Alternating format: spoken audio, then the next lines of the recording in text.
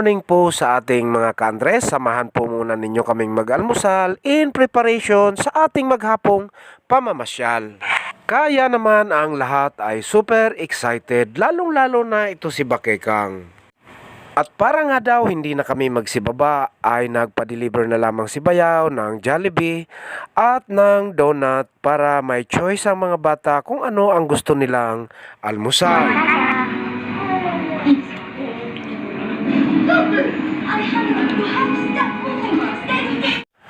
At maya-maya pa nga ay dali-dali na kami nagsibaba at nagsipagpunta sa kani-kaniyang mga sasakyan.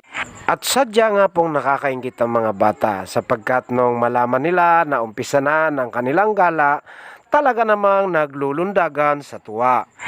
At ito nga po pala ay bahagi ng birthday treat ng aming pamangking si Glayan.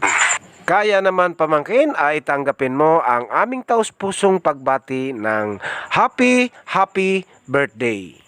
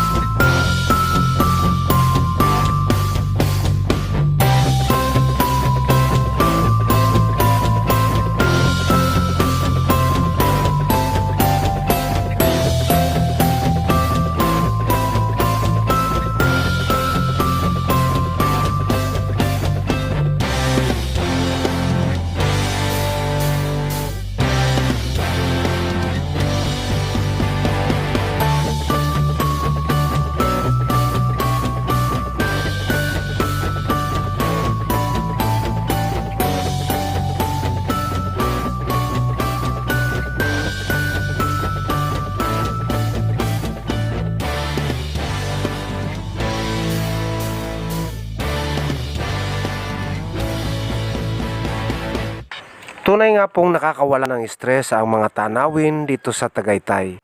Bukod nga po kasi sa napakalamig ng klima dito sa Tagaytay ay napakarami ring pwedeng pamilian na pasyalan.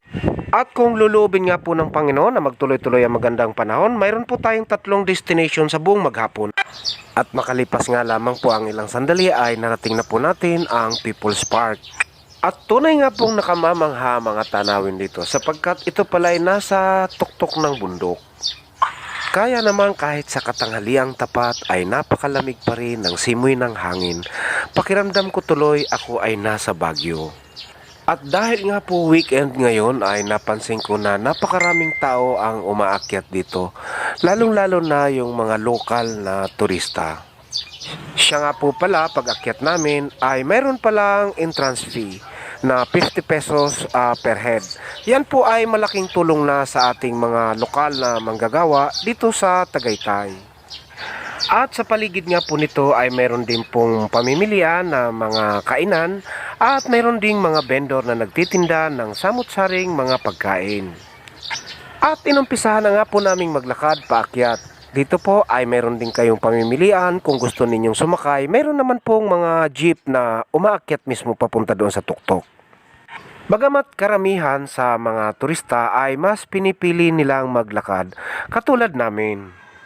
Palibhasa nga po ay bibihira naman nating ma-experience ang ganitong uri ng pamamasyal lalo na sa Kamaynilaan. At medyo may kahabaan din nga po ang pag-akyat dito. Pero kapag nakarating na po kayo sa pinakatuktok ay talaga naman pong napakasarap ng simoy ng hangin. Bukod sa napakaraming samut-saring tanawin. At dito nga po ay tanaw na tanaw ang kabuuan ng Lake Taal. Maging ang mga syudad po sa paligid nito ay napakalinaw. At dito nga po ay napakarami ring mga souvenir shop. Thank you for watching!